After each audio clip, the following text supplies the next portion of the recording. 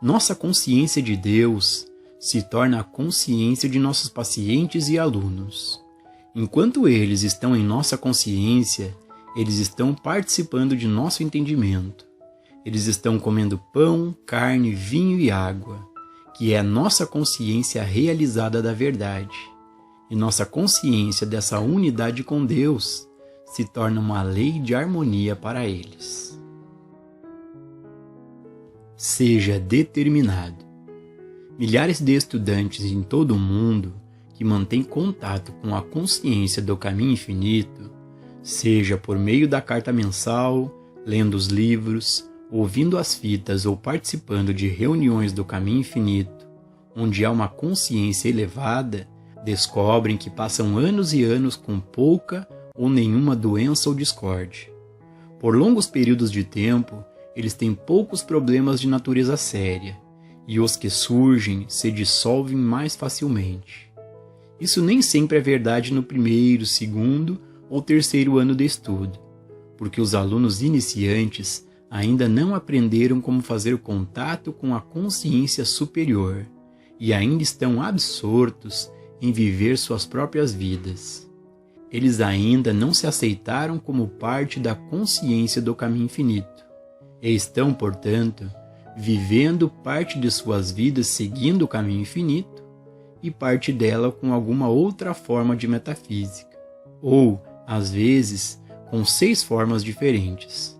Esses alunos não abraçam de todo o coração os princípios de nenhum ensinamento particular e, consequentemente, sua consciência não está unida a nada. A partir do momento em que o aluno percebe que o caminho infinito é o seu modo de vida e se une a ele, ele começa a descobrir que a própria consciência do caminho infinito mantém sua liberdade para ele. E eu, se for levantado da terra, atrairei todos os homens a mim.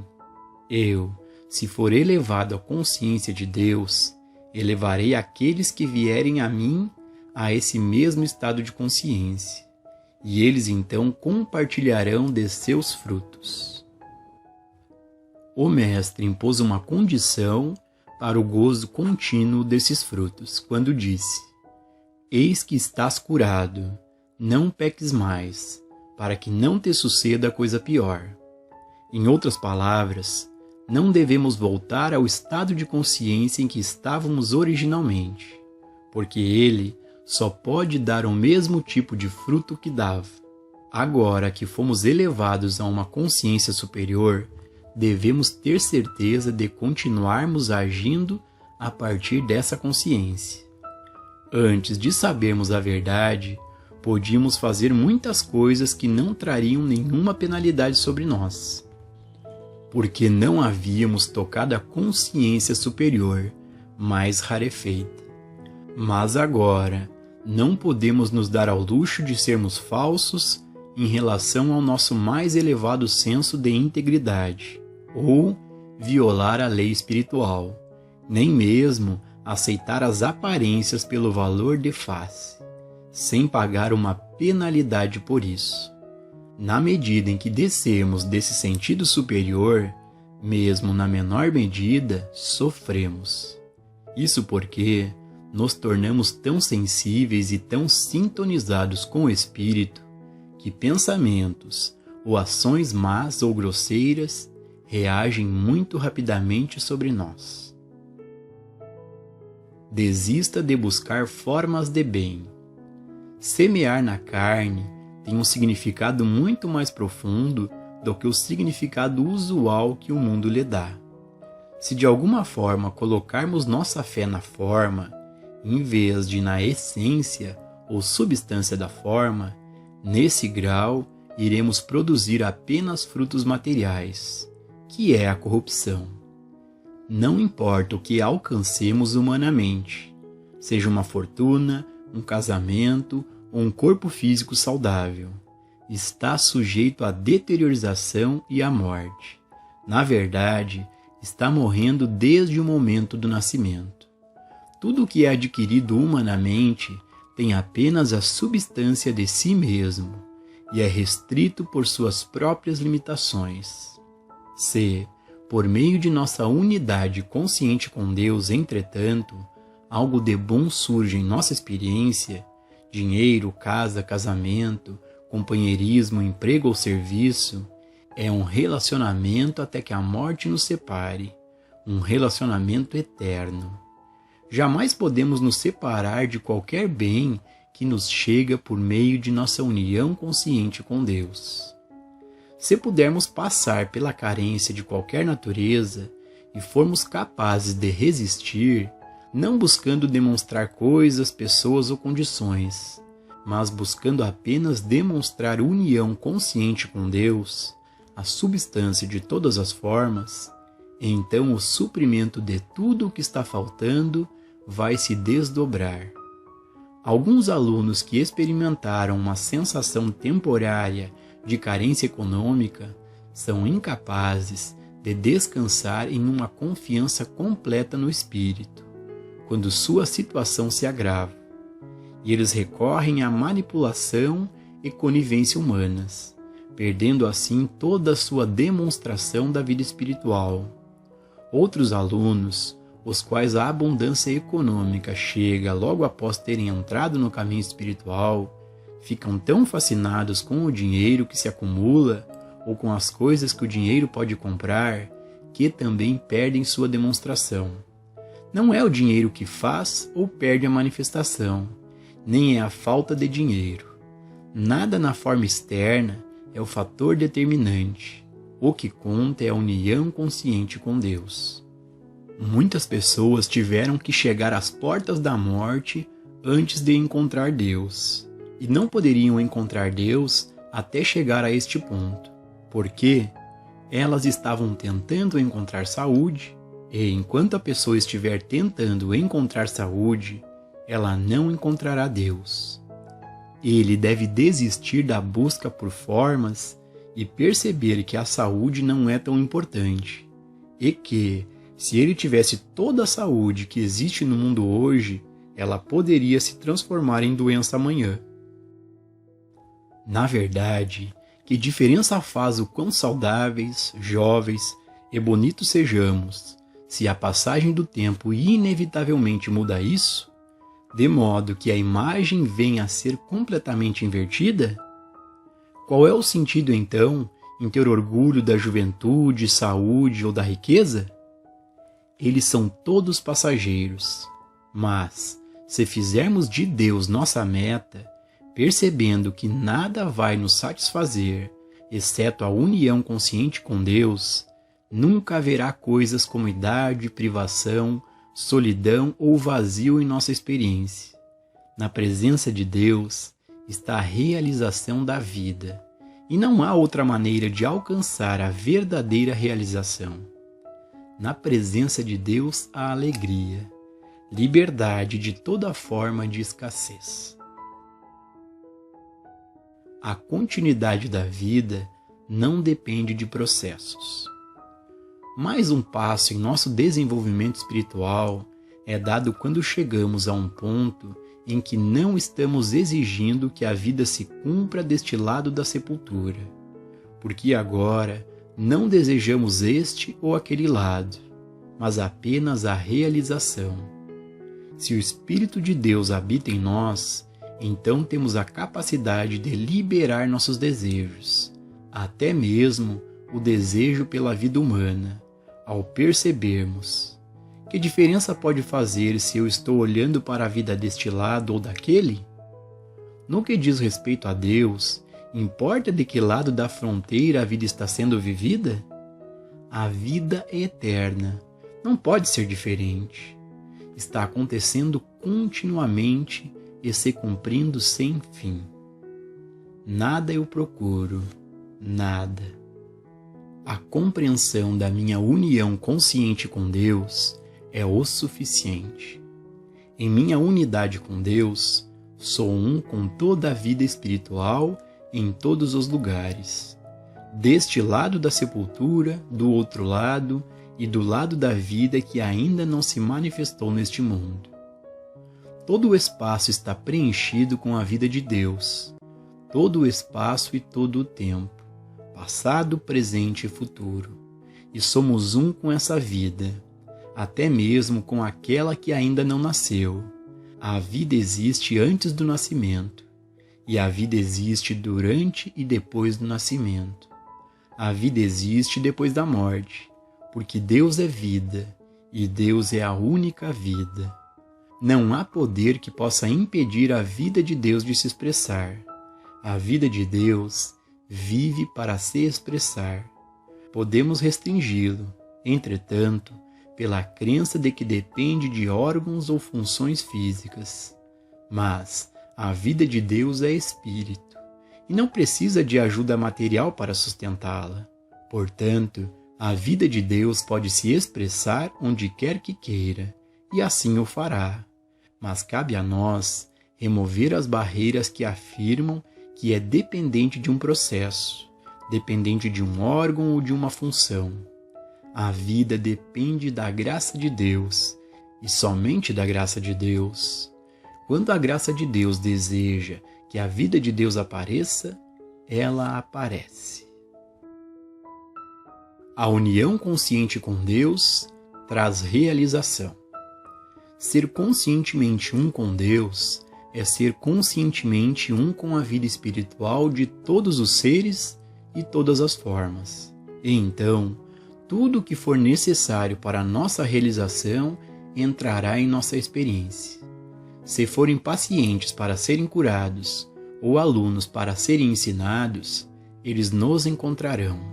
Se forem quadros a pintar ou livros a escrever, se for casamento, família ou negócios, tudo se manifestará.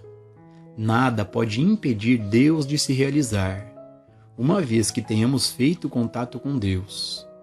Se não fizermos contato com Deus, Deus ainda estará se realizando, mas não em nossa experiência. Uma vida harmoniosa e bem-sucedida depende de uma única demonstração, a demonstração de unidade consciente com Deus. Se uma pessoa vem até nós com um problema e se podemos nos tornar conscientemente um com Deus, essa unidade com Deus aparece em sua vida como a experiência de que ela precisa, mesmo que possamos não saber qual é essa necessidade, e ela mesma não pode saber o que é. Tudo o que ela sabe é a carência que sente, mas não sabemos nem podemos saber como a satisfação aparecerá em qualquer situação particular. No caminho infinito, não faz diferença qual a natureza do problema. Uma pessoa pode ter febre, outra pode ter calafrios. Um pode ter um tumor e outro uma falta de provisão. Tudo o que temos que fazer para ajudá-la é tornarmos-nos conscientemente um com Deus. E, qualquer que seja a natureza de sua necessidade, ela será atendida. Seu cumprimento deverá vir em menos ou mais carne, ele virá. Se tiver que se demonstrar em mais ou menos companheirismo, ele o fará. Deixando a inteligência divina operar nas relações humanas. Qualquer que seja a forma da necessidade, a inteligência divina cuida de todo o assunto, sem que nos interponhamos com nossas crenças. E isso reforça o ponto de que um praticante nunca deve dar conselhos humanos quando é chamado para obter ajuda. Por exemplo, em casos conjugais, ele nunca deve aconselhar separação, divórcio ou a continuação do casamento. Ele não deve ter opinião alguma sobre isso. Ele deve fazer contato consciente com Deus e deixar Deus fazer pela vida daquele casal o que ele quiser. Se a vida deles for mais bem realizada juntos, todos os obstáculos a essa união serão removidos. Se, por outro lado, for necessário que eles sejam separados para encontrar a realização individual, este espírito conscientemente percebido trará a separação rápida e sem dor, sem perda para nenhum dos dois. Se o praticante entra em tal caso com uma noção pré-concebida de qual deve ser a demonstração, ele está operando no nível de um conselheiro matrimonial ou de um conselheiro psicológico, e isso não é cura espiritual.